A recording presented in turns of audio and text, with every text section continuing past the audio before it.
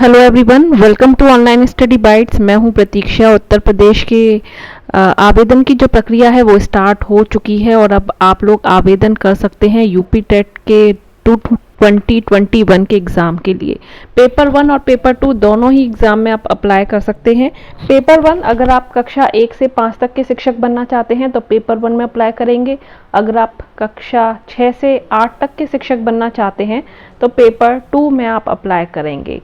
ठीक है, जो प्राइमरी सुपर टेट की जो वैकेंसीज आएगी वो पेपर 1 के लिए आएगी, तो आप पेपर 1 में ज़रूर अप्लाई करें। और पेपर 2 की जो वैकेंसी आती है, जो जूनियर एडिट का एग्ज़ाम होने जा रहा है जूनियर सुपर टेट, वो पेपर 2 के लिए आती है। तो आप जिसमें चाहें अप्लाई कर सकते हैं। क्लियर, और दोनों में भी अप्लाई कर सकते हैं। तो कैसे चीज़ें आपको अप्लाई करना है, क्या क्या ज़रूरी बातों का ध्यान रखना है, तो इस वीडियो में आपको ये बताने वाली हूँ। वीडियो को पूरा ज़रूर देखें। तो यहाँ पर हमने ऑफिशियल वेबसाइट जो है updled.gov.in की ओपन कर ली है। तो आप देखेंगे ये ऑफिशियल वेबसाइट है और यहाँ पर सेकंड ऑप्शन दिखा है यूपी टीचर एलिजिबिलिटी टेस्ट। मैं इस पर क्लिक कर रही हूँ। क्लिक करते ही एक और पेज ओपन हो जाएगा यूपी टेट के लिए। और सबसे पहले आपको रजिस्ट्रेशन करना है। रजिस्ट्रेशन ज़रूर कर लें। और अगर यूपी टेट के बारे में कुछ और जानना चाहते हैं तो वो भी आप जान सकते हैं यूपी टेट के बारे में। क्लियर, तो यहाँ पर हमें रजिस्ट्रेशन करना है। तो यूपी टेट रजिस्ट्रेशन पे हम क्लिक करेंगे तो कुछ गाइडलाइंस दे रखी हैं। तो सबसे पहले आपको ये बात का ध्यान रखना है, जिस भी डिवाइस से, यानी कि मोबाइल से आप फिल कर रहे हैं, कंप्यूटर से फिल कर रहे हैं, लैपटॉप से फिल कर रहे हैं, जिस भी डिवाइस से आप फॉर्म फिल कर रहे हैं, उस डिवाइस में पहले से ही आप अपना फ़ोटो और सिग्नेचर स्कैन करके रख लें, उनको रिसाइज करके रख लें। कितना साइज़ होना चाहिए इसके बारे में आप ज़रूर ध्यान रखें कि इससे बड़ा साइज़ नहीं होना चाहिए आपके फ़ोटो और सिग्नेचर का।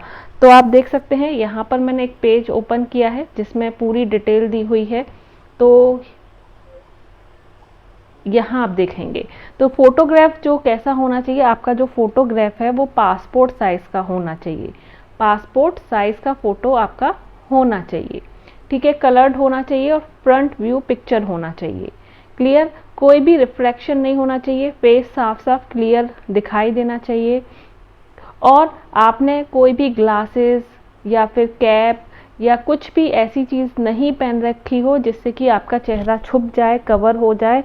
ऐसा कोई फ़ोटो होगा तो वो अलाउ नहीं किया जाएगा। फ़ोटो का जो विड्थ होता है, ठीक है, चौड़ाई जो होती है वो 3.5 सेंटीमीटर होनी चाहिए और लंबाई 4.5 सेंटीमीटर। और इसका जब साइज़ है, या आप एक फ़ोटो को रखिए, अपना कोई भी पासपोर्ट साइज़ फ़ोटो रखिए, उसको स्कैन कर लीजिए और उसका जो साइज़ होता है वो आपको बड़ा ही मिलेगा। जब भी हम स्कैन करते हैं तो साइज़ थोड़ा ज़्यादा आता है। तो आप अगर मोबाइल में आप देखेंगे प्ले स्टोर में आपको रिसाइज़ करके ऑप्शन या फिर ऐप मिल जाएंगे, तो आप आसानी से उनसे रिसाइज कर सकते हैं। या फिर आपके कंप्यूटर वगैरह पे आप फ़ोटो पे क्लिक करोगे तो वहाँ पर काफ़ी सारे एडिट में ऑप्शन आते हैं रिसाइज के।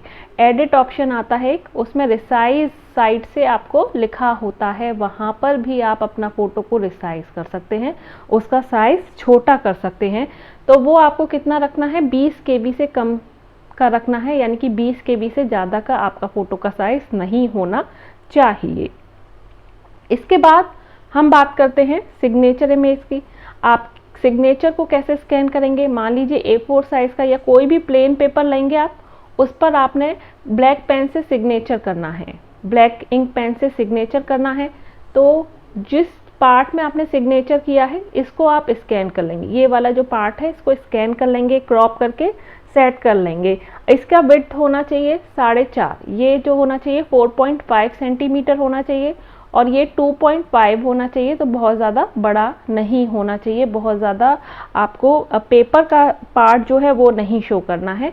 नॉर्मल जो जिसमें आपने सिग्नेचर किया है उसका थोड़ा सा पार्ट आप स्कैन करके रख लीजिए, क्रॉप करके रख लीजिए और स्कैन करने के बाद उसका रिसाइज कीजिए। जैसे फ़ोटो का किया वैसे ही आप सिग्नेचर के फ़ोटो का भी रिसाइज कर सकते हैं। और इसका जो साइज़ है 2 KB से 10 KB के बीच का होना चाहिए। ठीक है, 2 KB से 10 KB के से ज़्यादा का नहीं होना चाहिए, 10 KB से ज़्यादा का नहीं होना चाहिए। ये बात आपको ध्यान रखनी है, जब भी आप रजिस्ट्रेशन कर लें उससे पहले ये 2 बातें ध्यान रखकर आप इसको फिल करें। अब अगर आप यूपी टेट की तैयारी कर रहे हैं तो आप पेपर 1 के लिए चक्षु पब्लिकेशन की बुक खरीद सकते हैं।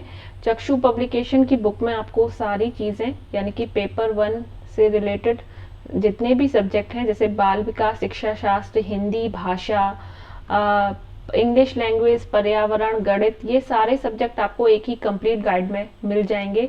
क्या क्या खूबियां हैं इसमें, 3000 से भी ज़्यादा अध्यायवार महत्वपूर्ण प्रश्न हैं। यूपी टेट पाठ्यक्रमानुसार संपूर्ण थ्योरी है, 2 सॉल्व पेपर हैं 20 के और 18 के।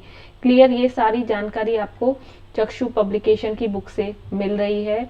जितनी भी चीज़ें आपके यूपी टेट में पूछी जाएंगी, ये सिलेबस है, आप देख सकते हैं, ये सिलेबस आपको दिया हुआ है।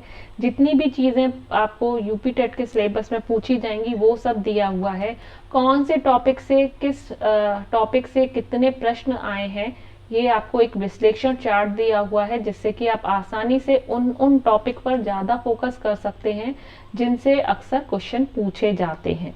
ये आप देख सकते हैं यहाँ पर 2013, 14, 16, 16, 17, 18 और 20 ऐसे ही हर विषय का, हर टॉपिक का विश्लेषण चार्ट दिया हुआ है कि किस सन में किस टॉपिक से कितने प्रश्न थे। तो ये है चक्षु पब्लिकेशन की बुक पेपर 1 के लिए। सारे टॉपिक आपको अध्यायवार प्रश्न के साथ दिए हुए हैं, तो आप इसको परचेज कर सकते हैं। ऑनलाइन और ऑफलाइन दोनों ही माध्यम से आप इसको परचेज कर सकते हैं। यहाँ आप देख सकते हैं सारी चीज़ें आपको कंप्लीट दी हुई हैं, हर एक टॉपिक जो आपके एग्जाम में पूछा जाना है। क्लियर, तो ये है चक्षु पब्लिकेशन की बुक।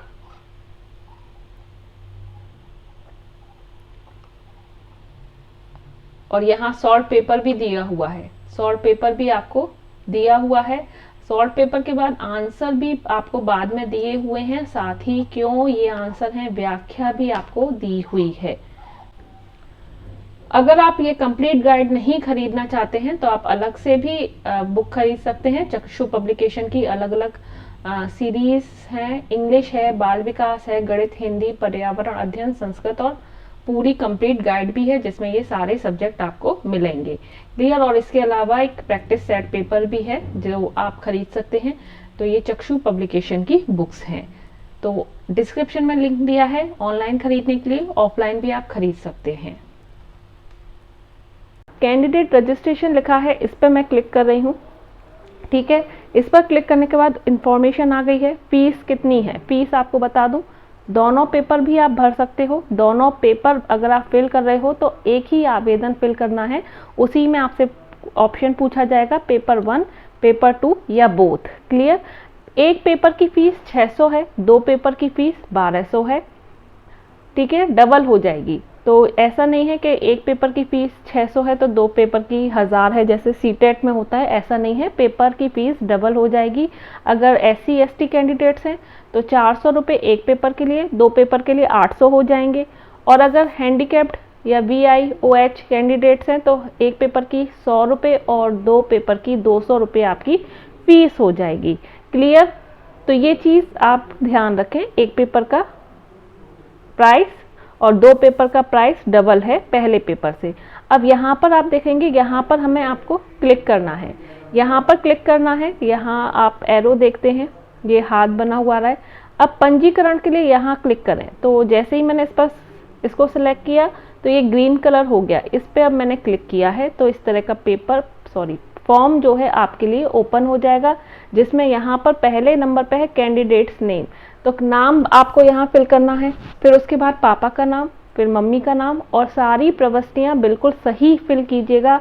कोई भी गड़बड़ी हुई तो बाद में चेंजेस नहीं होंगे, बाद में कोई भी चेंजेस आप नहीं कर सकते हो। एक बार फीस जमा हो गई, ठीक है, एक बार फीस जमा हो गई तो उसके बाद आप कोई भी संशोधन नहीं कर सकते हो। आपकी फीस, आपका समय दोनों बेकार जाएगा। और आप एक ही बार एक नंबर से, एक मोबाइल नंबर, एक ईमेल आईडी से एक बार ही रजिस्ट्रेशन करा सकते हो। अगर कोई गड़बड़ हो जाती है, मान लीजिए आप दोबारा आवेदन करते हैं तो आपको दूसरा नंबर और दूसरी ईमेल आईडी देनी होगी, क्योंकि आपका जो मोबाइल नंबर एक पहली वाले फॉर्म में जो आपने भरा है वो रजिस्टर्ड हो चुका है। इसके बाद उस नंबर पर कोई और फॉर्म फिल नहीं किया जा पाएगा। ठीक है, तो कुछ बातें आपको ध्यान रखनी है। ईमेल आईडी, मोबाइल नंबर, सब ऐसी चीज़ें देनी है जो चलती हुई हो, क्योंकि मोबाइल नंबर पर आपका रजिस्ट्रेशन नंबर सेंड होगा और ईमेल आईडी पर वन टाइम पासवर्ड सेंड होगा। ठीक है, ये सारी चीज़ें आप फिल करेंगे। इसके बाद नेक्स्ट करेंगे। ठीक है, नेक्स्ट करने के बाद आपसे पूछा जाएगा कि आपने जितनी भी प्रविष्टियां भरी हैं वो बिल्कुल सही हैं। तो अगर आपने सही भरी हैं तो यस करेंगे, और अगर नहीं भरी हैं तो आप नो कर देंगे। ठीक है, अगर आप यस करते हैं तो आपको मैसेज आ जाएगा रजिस्ट्रेशन का, नंबर आपको मोबाइल पर आएगा, OTP आया होगा मेल का।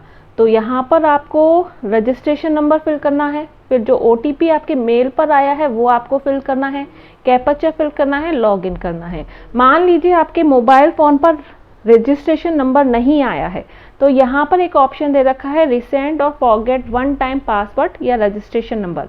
इस पर आप क्लिक करें। इस पर आप क्लिक करेंगे तो ये फॉर्म ओपन हो जाएगा। इसमें आप सारी डिटेल भरेंगे, रिसेंड रजिस्ट्रेशन नंबर करेंगे तो आपके पास दोबारा से मैसेज पहुंचेगा और दोबारा से मेल भी पहुंचेगा। तो आप दोबारा से अपना रजिस्ट्रेशन नंबर और जो नए मेल में OTP गया है वही आपको फिल करना है, कैप्चा भरना है, लॉगिन करना है। तो ये चीज़ें आपको ध्यान रखनी है। इसके बाद आप अपना एजुकेशन, जितना भी जो भी आपने एजुकेशन कंप्लीट की है, B.Ed कंप्लीट की है, परसुइंग है, 10th 12th graduation, post graduation, जो जो आपने किया है उसको फिल करना है। फिर इसके बाद आपको कहाँ कहाँ एग्ज़ाम के लिए जा सकते हैं, 3 सिटीज़ आपको चूज़ करनी है, पेपर कौन कौन से फिल करने हैं वो आपको चूज़ करने हैं। इसके बाद आपको पे रजिस्ट्रेशन फ़ी करनी है, देन एड्रेस डिटेल भरनी है, उसके बाद अपलोड फोटोग्राफ एंड सिग्नेचर का ऑप्शन है, और लास्ट में प्रिंट फाइनल एप्लीकेशन फॉर्म है। तो ये सारे स्टेप बाय स्टेप आप करके अपना फॉर्म को कम्प्लीटली सबमिट कर सकते हैं। क्लियर? तो अगर कोई भी डाउट है तो आप कमेंट में पूछिए। कोई भी UP टेट से संबंधित कोई और इन्फॉर्मेशन चाहिए तो वो आप कमेंट में पूछ सकते हैं। अभी के लिए इतना ही। Bye bye, take care and thanks for watching. Thank you.